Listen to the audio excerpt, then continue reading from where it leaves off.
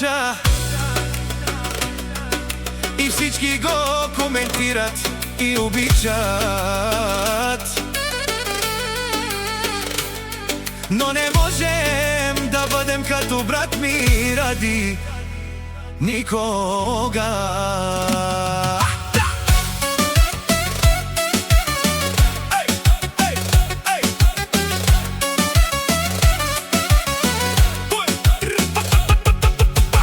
Пълна чанта с пари, поне 150 хиляди в момента има вътре. Аз съм свидетел. Само по 50 евро е пълна тази чанта.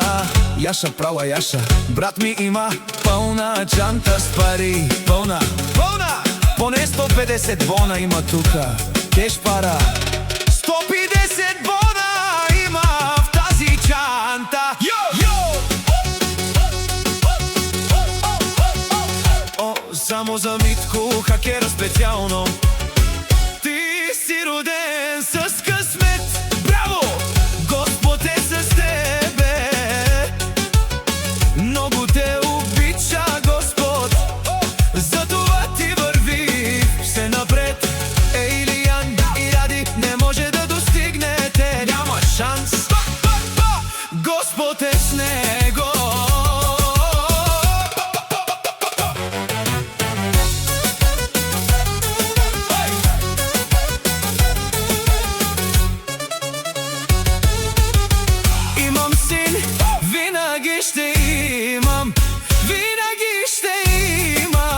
Защото съм с голямо сърце, с голямо сърце.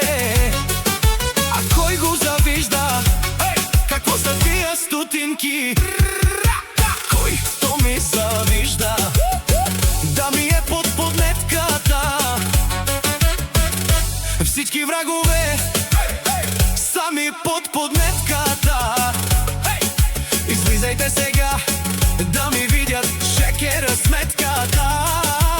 Никога не му е на парите, никога не му е на колите. Бялото БМВ никога не му е на парите, никога не му е на колите. Ей, момче, ти си шампиона, направо ги убиваш. Няма втори като тебе, ти се доказа. Ти си марка, марка, марка. Номер едно, шекера се нарича. И всички го обичат. Цяла чанта пълна, пари си пари. Тежка, тежка, тежка. Голяма чанта и голямо сърце. Има шекера, няма втори като него. А брат ми казва: парите идват и си отиват. Няма ли кой да ми покаже пътя към целта?